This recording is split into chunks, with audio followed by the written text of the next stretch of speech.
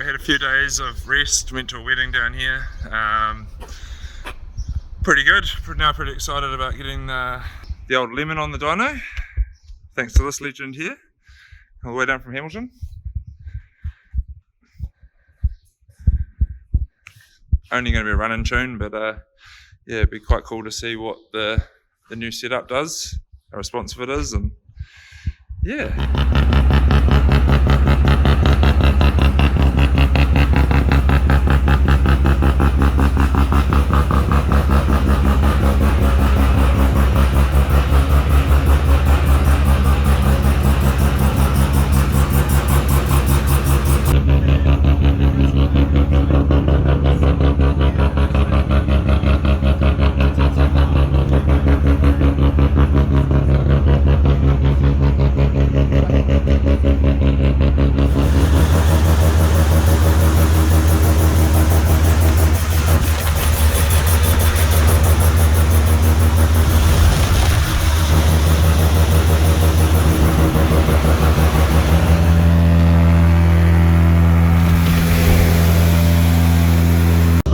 Turns out we had a bit of a broken rectifier that controls the timing at the front of the engine. Someone's obviously knocked it or something like that and it put a bit of a chip in it. So I pulled it apart, I popsied it back up, and now she's all set back on the dyno. Getting a mean signal.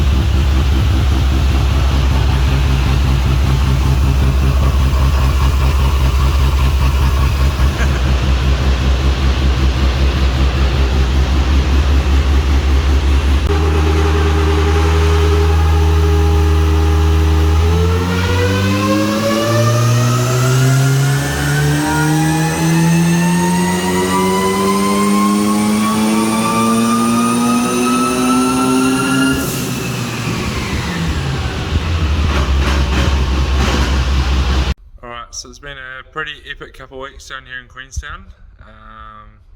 Got through quite a few things, seen quite a few things. It's always a blast coming down here. Thought I would show you a few things. Head off. So this is the new exhaust system for the FJ. As you can see, it's a bit more full on out of the car than in there. You can't really see much of it. So 4 into 1 to 3 inch to the back is asked for. 2 into 1 and out the back. Pops out right beside the fuel tank here. They're pretty stoked with that. The reason I pulled it out is I'm going to get the headers and the rear section electro polished. So they look nice and golden after a few heat cycles. The lemon in the end did pretty well.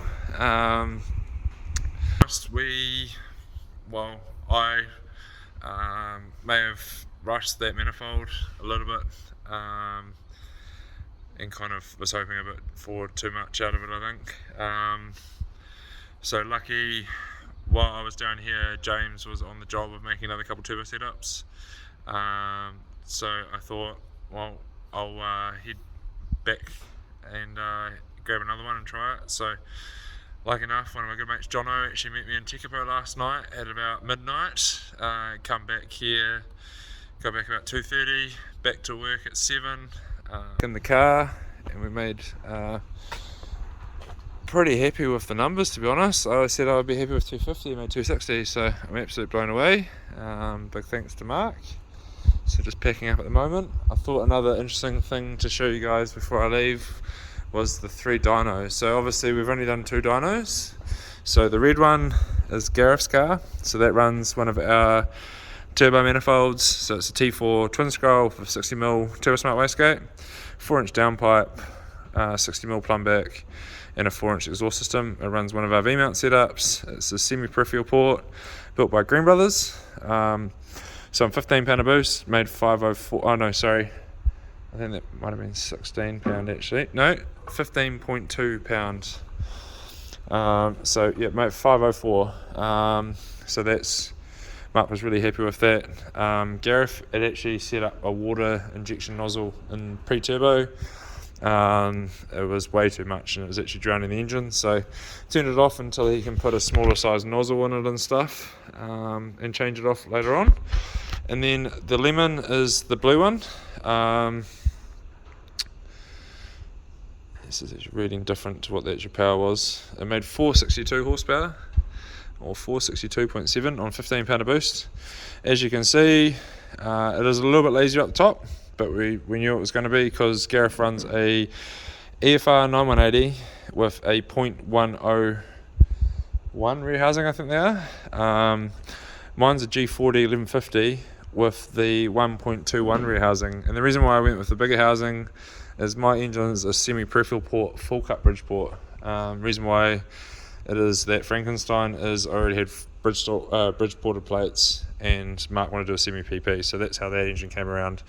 So I said, screw it, let's do it. So a little bit lazier as it can be expected because of the bigger housing. Mark said he was keen to chuck a 1.0 or 1.06 V-band rear housing on it and try it just before RE, so I might try to get hands on one of them and I can show you guys the difference between the two. But that's only 15 pound a boost, so we expect to throw probably another 10 pound a boost at it once the water MEF's hooked up and the running tune's finished. So try to get some Ks done over Christmas time. And then so the yellow one is actually Andre's one. So this is the one that we built, well, we did the V-mount kit for it to suit the turblown setup. So this is the turblown manifold, twin 40mm gates. It's an 8374 EFR with one of our V-mount kits and coil kits and etc, etc. Exhaust, we did a full wastegate to rear exhaust on this one. So the exhaust actually exits for the wastegate on the side there. Because in New Zealand you're not allowed to run the vent into the ground, which is pretty dumb. And they've also got to go through a muffler. So if we look at Andre's one, so his one is a standard engine with the 8374 twin 40mm gates, 15 pound a boost. So obviously it's more responsive the whole way through, starts dying off up at 410, whatever it is. It doesn't actually show the horsepower. I think, 423.2 horsepower.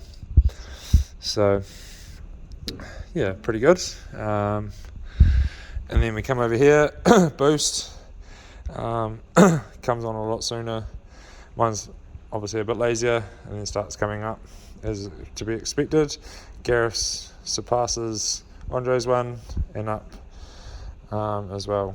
So yeah, pretty cool to put them into perspective. Obviously standard engine, probably don't want to push it too much more. So if you want to keep standard engine and you want to run a reliable setup, then if you run a 8374 or around there, if it's tuned by the right person with the right supporting mods, around the 420 mark. And then yeah, obviously mine's 462, Gareth's was 504. Mine's at 7.7, Gareth's at 7.1, so obviously Gareth will still kind of be climbing, but yeah, be interesting to see once both the engines are running and we chuck them both back on the dyno. See what they both do, like with the turbo setups. Obviously the same V-mount setup, very similar fueling setup. I'm running the 4 lowers in my East Coast rotary semi-peripheral port low intake manifold, so I run 4 1150cc's and 2 1000cc's as your primaries, and then the extra power that we'll make when we run more boost will be pretty much all from the water MEF setup. So everything back in the car at the moment, loading it up. I've got so much shit to try to fit in the back of the truck. All toolboxes over there, going to the headers and stuff back. So, but yeah, big thanks to Andre and Ben for playing host for the week, and the lads at HPA. It's honestly been such a cool couple of weeks. It's good getting out of the office and doing something new. Big thanks to Mark for coming and spending a couple of days with us, getting the cars running. We're actually both blown away, so it's awesome. Wasn't looking too promising yesterday, but yeah, big thanks to Jono for driving down with this manifold. It's quite cool to have a new design ready to go. Usually when we change the design, we always try it out first, so it worked out really good.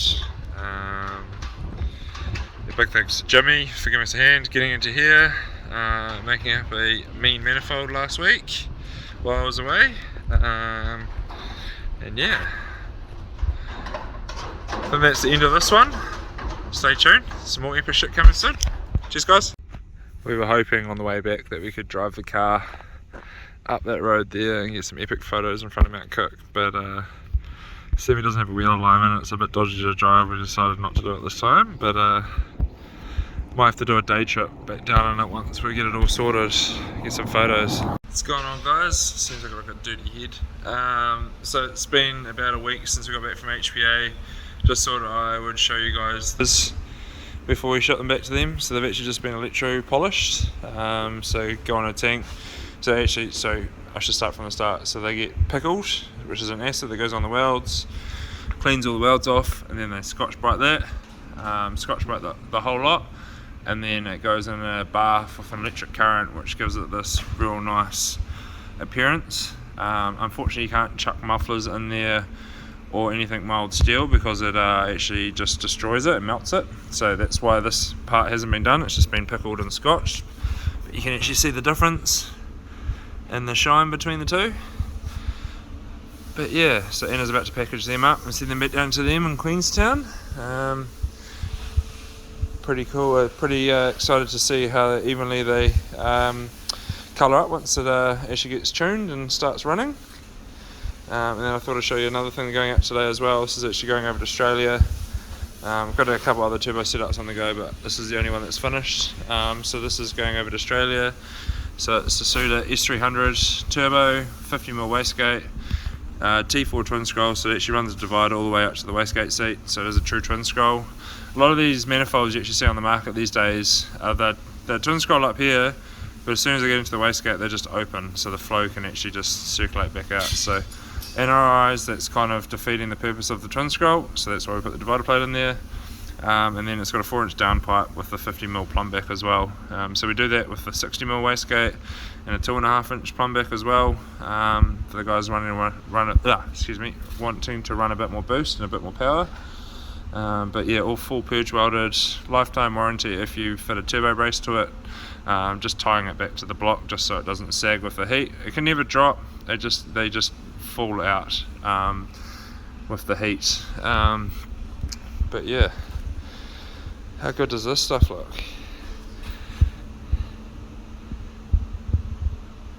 So happy with how they all turned out.